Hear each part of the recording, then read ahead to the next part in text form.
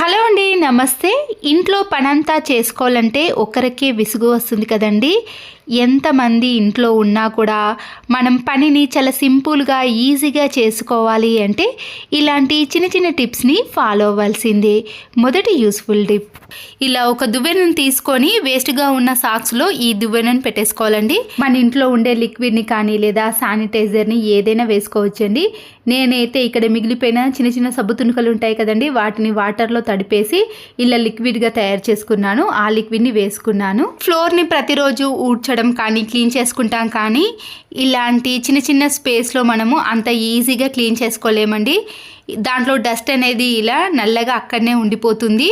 మనము ఇలా ఒక దువ్వెనకు సాక్స్ను వేసి క్లీన్ చేసామనుకోండి, అది బాగా రఫ్ చేయడం వల్ల దాంట్లో ఉండే డస్ట్ కానీ మురికి అంతా కూడా చాలా ఈజీగా వచ్చేస్తుంది.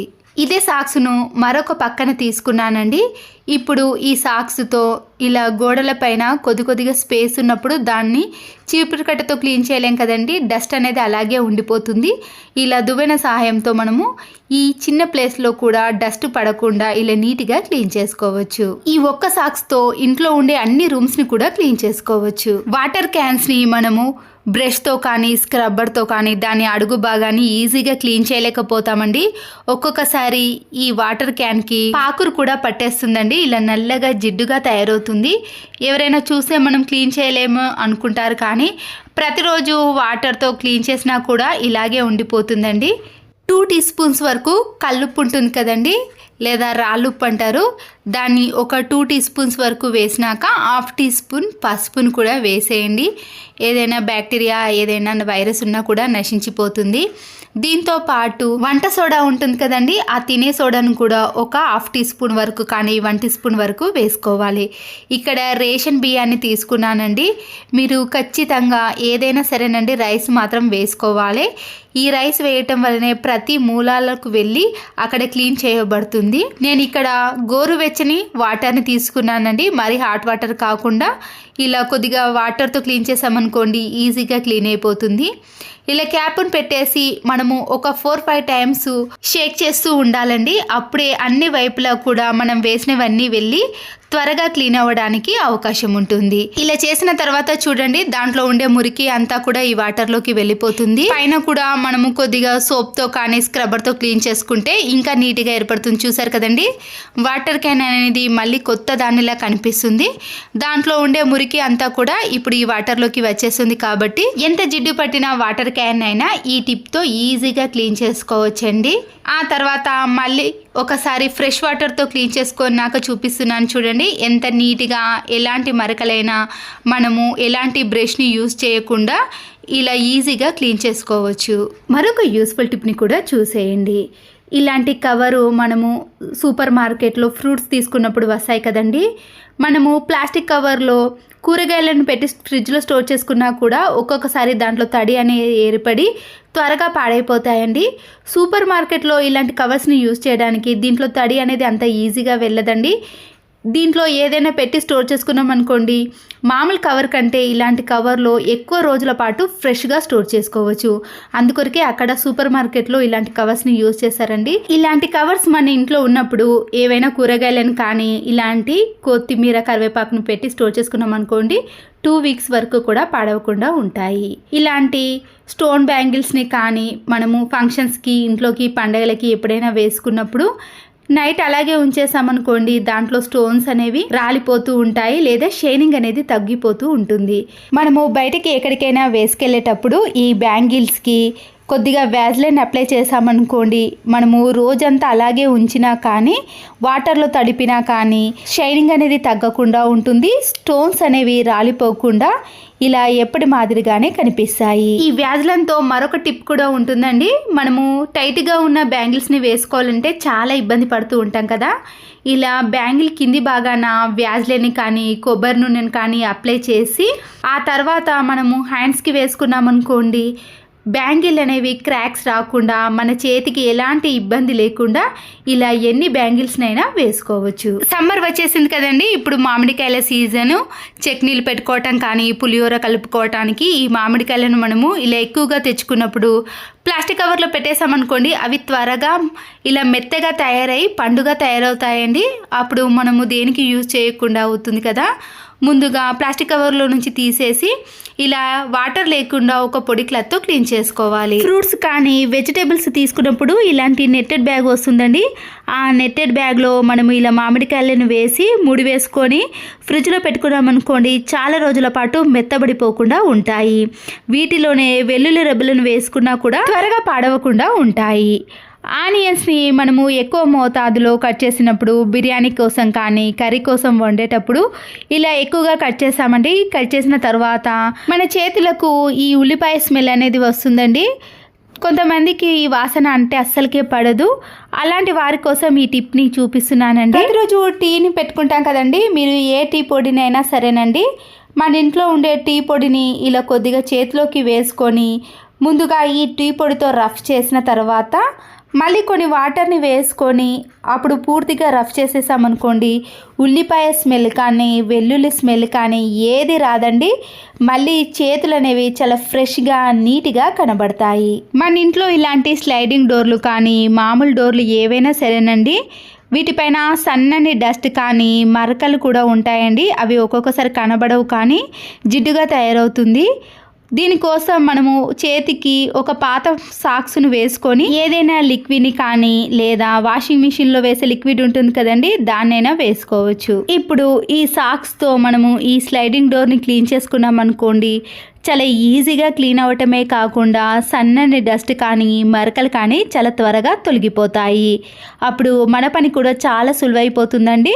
తర్వాత ఈ సాక్స్ను క్లీన్ చేసుకుంటే సరిపోతుంది. మొక్కజొన్నలను మనము ఇలా కవర్లో పెట్టి ఫ్రిడ్జ్లో పెట్టేసామనుకోండి, కొన్ని రోజుల తర్వాత అవి లేతగా ఉన్నవి గట్టిగా తయారవుతాయండి, ఎండిపోయినట్లు కూడా అవుతాయి. అయితే ముందుగా దానిపై ఉండే ఈ పొట్టును తీసేసి ఆయిల్ ప్యాకెట్ ఉంటుంది కదండి, ఆయిల్ ప్యాకెట్ని ఇలా పైన మొత్తం కట్ చేసేయాలి. దాంట్లో ఎంతో కొద్దిగా ఆయిల్ అనేది ఉంటుందండి. ఇప్పుడు ఈ ఆయిల్లో ఈ మొక్కజొన్న పొత్తులను పెట్టేసేయండి. ఇలా పెట్టేసి మనం ఒక 3-4 డేస్ పాటు ఫ్రిడ్జ్లో అలాగే స్టోర్ చేసుకున్నా కానీ ఈ మొక్కజొన్న ఇత్తులు అనేవి గట్టిపడకుండా మెత్తగా సాఫ్ట్గా ఉంటాయి. అల్లం వెల్లుల్లిపై ఉండే పొట్టును తీయాలంటే చాలా విసుగ్గా ఉంటుందండి.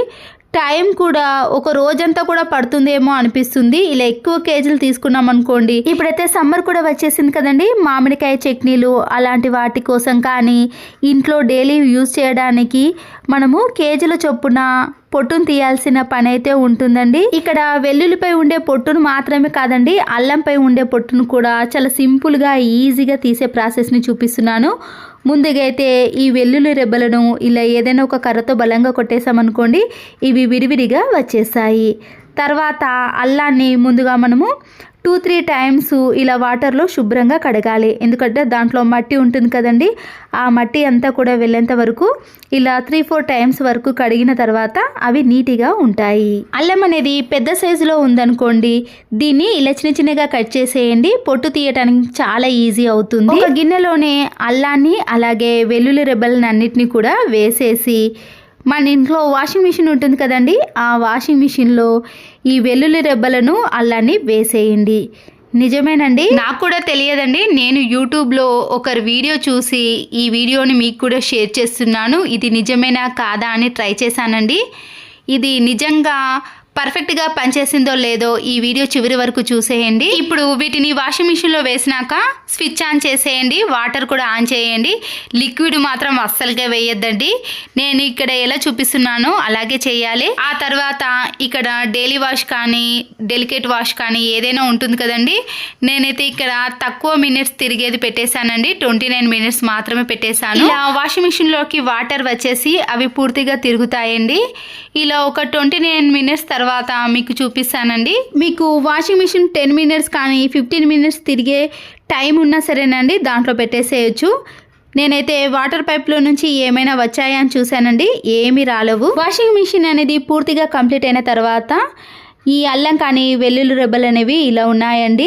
బట్టలు అయితే ఎలా తిరిగాయో ఈ వెల్లుల్లి కూడా అలాగే తిరిగాయండి. మీరు వాషింగ్ మిషన్లో ఎందుకు వేశారండి, హాట్ వాటర్లో కానీ కూల్ వాటర్లో వేసుకోవచ్చు కదా అని అంటారు. వాషింగ్ మిషన్లో బట్టలనైతే ఎన్నిసార్లు తింపుతాయో ఈ అల్లం వెల్లుల్లి రెబ్బలను కూడా అన్నిసార్లు తిప్పుతాయండి. అప్పుడు దానిపై ఉండే పొట్టు కానీ లేదా గట్టిగా ఉన్న వెల్లుల్లి రెబ్బలపై ఉండే పొట్టు కానీ చాలా ఈజీగా వచ్చేస్తుందండి. మనము ఎన్ని కేజీలు పొట్టు తీయాలన్నా కూడా మన చేతి వేలు నొప్పి పెట్టకుండా అది చాలాసార్లు తిరగటం వలన అల్లం కానీ వెల్లుల్లి రెబ్బలపై ఉండే గట్టి పొట్టు అనేది చాలా మెత్తబడిపోతుందండి. అప్పుడు మనము వేల సహాయంతో గట్టిగా తీయాల్సిన పని ఉండదు. ఇలా నాజుగ్గా మనము చేత్తో ఇలా అనేసామనుకోండి పొట్టు అనేది ఈజీగా వచ్చేస్తుంది. అప్పుడు అల్లంపై ఉండే పొట్టును తీసేటప్పుడు చాలా వేస్ట్ అయిపోతుంది కదండి. ఇలా మెత్తబడటం వలన మనము స్పూన్తో కానీ నైఫ్తో తీసేసినా కూడా ఈజీగా వచ్చేస్తుంది. అల్లం వెల్లుల్లిని రెండు కలిపి వేసాం కదండి. ఇప్పుడు దేనికి దానికి సపరేట్ చేసేసి వెల్లుల్లి రెబ్బలపై ఉండే పొట్టును తీసి చూపిస్తున్నాను చూడండి. ఇలా మనము గట్టిగా ప్రెస్ చేసి తీయాల్సిన పని లేదండి. చేతి వేల సహాయంతో ఇలా అనేసామనుకోండి పొట్టు అనేది వచ్చేస్తుంది. ఎందుకంటే వాటర్లో చాలాసార్లు తిరిగి మెత్తబడిపోయింది కదండి. ఇలా చేయటం వలన ఎన్ని కేజీల చొప్పున మనము అల్లం కానీ వెల్లుల్లి రెబ్బలపై ఉండే పొట్టును తీసామనుకోండి మన చేతులు అనేవి నొప్పి పెట్టకుండా ఉంటాయి. మనము గంటల్లో చేసే పని అయితే అరగంటలోనే అయిపోతుందండి. నాకైతే ఇక్కడ చూపిస్తున్నాను చూడండి, వీడియో చేసుకుంటూ చూపిస్తున్నాను. క్షణాల్లో నేను ఇలా వెల్లుల్లి రెబ్బలపై ఉండే పొట్టును తీసి చూపించానండి. నాకైతే ఇక్కడ ఎక్కువ టైం అస్సలకే పట్టలేదండి. నిమిషాలలోనే మీ ముందే ఈ విధంగా వీడియోలో చూపిస్తూ తీసేసానండి. ఇలా ఒక్క నిమిషంలోనే నేను ఇన్ని వెల్లుల్లి రెబ్బలపై ఉండే పొట్టును తీసాను కదండి. చాలా ఈజీ ప్రాసెస్ అండి. ఈ వెల్లుల్లి రెబ్బలను వాటర్లో 2-3 అవర్స్ పాటు నానబెట్టి ఆ తర్వాత తీయటం, అలాంటి టైం అనేది వేస్ట్ కాకుండా ఇలా సింపుల్గా మీ వాషింగ్ మిషన్ 10 నిమిషాలు తిరిగినా సరేనండి 10 నిమిషాలలోనే ఇలా వెల్లుల్లి రెబ్బలపై ఉండే పొట్టు అనేది లూజ్ అయిపోతుంది. అప్పుడు చిటికలోనే ఈ వెల్లుల్లి రెబ్బలపై ఉండే పొట్టును తీసేయచ్చు. చూసారు కదండి, అల్లాన్ని తీసుకున్నానండి. ఇప్పుడు అల్లం కూడా మెత్తబడిపోయింది కదా. ఇలా చిన్న చిన్న పీసెస్గా తీసాం కాబట్టి దానిపై ఉండే పొట్టును కూడా చాలా ఈజీగా తీసేయచ్చండి. మనము నానబెట్టి కొద్దిసేపటి తర్వాత తీసామనుకోండి పొట్టు అనేది ఎక్కువగా పోతుందండి. ఇలా వాషింగ్ మిషన్లో వేసి పొట్టును తీసి చూపిస్తున్నాను చూడండి. పొట్టు అనేది అస్సలకే పోదండి, పైన ఉన్న పొట్టు మాత్రమే పోతుంది. ఇలా ఈజీగా మనము అల్లంపై ఉండే పొట్టును కూడా తీసుకోవచ్చు. మీకు ఈ టిప్స్ అన్ని నచ్చితే తప్పకుండా లైక్ చేసి మీ ఫ్రెండ్స్కి కానీ రిలేటివ్స్కి షేర్ చేయండి. మరో యూస్ఫుల్ వీడియోతో మళ్ళీ కలుద్దాం. Thanks for watching.